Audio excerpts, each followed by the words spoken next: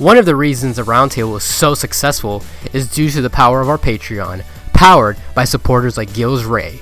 Gills Ray has a YouTube channel where he uploads exciting gameplay of him and his friends playing games like the ever-popular Fortnite, Minecraft, including classic Pokemon titles. You can check out his channel in the link below, and if you'd like a shout out of your own in front of a Roundtable video, then check out our popular $50 tier on our Patreon, which guarantees you a shout out per month of pledging. Now back to the show.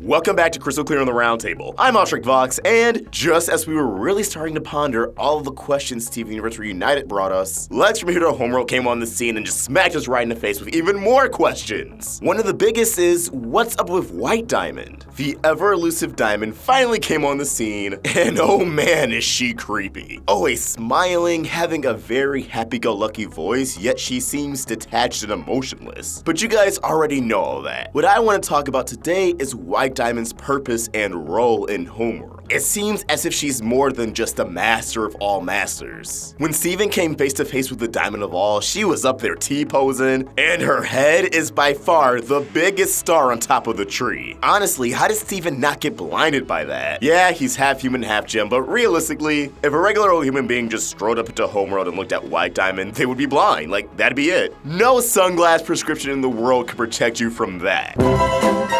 But why was White Diamond radiating? Again, according to artwork from Rebecca Sugar at Comic-Con, she does have a gemstone present. We can assume it will be visible at some point, which makes me think the radiating, the pose she's in, and what appears to be white wires within her cape all allude to something bigger at play. That something is actually a theory many people have had, something that we talked about before. And that's the notion that White Diamond is powering Homeworld, that in some way she is Homeworld. Now, obviously, we now know she's not actually Homeworld, but it does appear as if she's some sort of power source. A very important detail to me from the get-go was the fact we didn't see White Diamond's hands. The perspective was intricately storyboarded to avoid showing anything beyond her arms. I mean, we see her feet, her rocking heels, just about everything but her hands. That's suspicious. It's not the same glow as her aura in Your Mother and Mine, which is something we'll talk about soon, but it is a glow that gives me the illusion of power, of a source. It gives me the vibe of immense energy. But looks aside, when we arrived on Homeworld, we saw the planet itself was broken into pieces. Now, the implication is that White Diamond herself did this, but many people since the episode of Air speculated that Homeworld looks like that from colonization. Now, I personally disagree, but it is something I would like to explore at a later time. Regardless, combine this with the known fact that Homeworld is going through a resource crisis, and actually, for those of you who believe Homeworld is like this from colonization, we know that over time, colonization effectively kills off a planet. So the concept of White Diamond holding the planet together, acting as the power source for its resources, doesn't feel too far-fetched. Now, another detail I found interesting is that White Pearl's pose is familiar. This is White Diamond's exact pose in Your Mother and Mine, found in the stylized depiction of the diamonds. This clearly is not a coincidence. And once again, considering we didn't see White's hands, I think it's a safe bet she is doing this exact pose. But her hands themselves, maybe, I don't know, insert to some great big device. I think Steven Universe is about to get what the cool kids call pretty Evangelion up in here. Not to mention, our last bit of evidence. Blue Diamond states that White has not left the planet in eons. Now this line is peculiar because only 5,000 something years ago, White accompanied Yellow and Blue to decimate the Earth. But again, that's something we'll talk about soon. Yet if White was the power source for Homeworld, it would make sense she would stay there for eons. But as always, these are just my thoughts and I'd love to hear yours. What do you think? Could White Diamond be the power source of Homeworld? Do you think she's wired up to some device? Let us know in the comments below or tweet your thoughts to me at AwestruckVox or at the Roundtable on Facebook, Twitter, and Instagram, all at Roundtable Vids. If you want to help the Roundtable girls, support us on Patreon. Get access to exclusive perks and have your name featured at the end of the video like all these beautiful, wonderful people. Link in the description. If you enjoyed this video, be sure to like, share, and if you're new here, subscribe. Hit that bell for notifications, stay in the loop with all things Steven. Thank you for watching, and I hope you have an awesome day. AwestruckVox, out.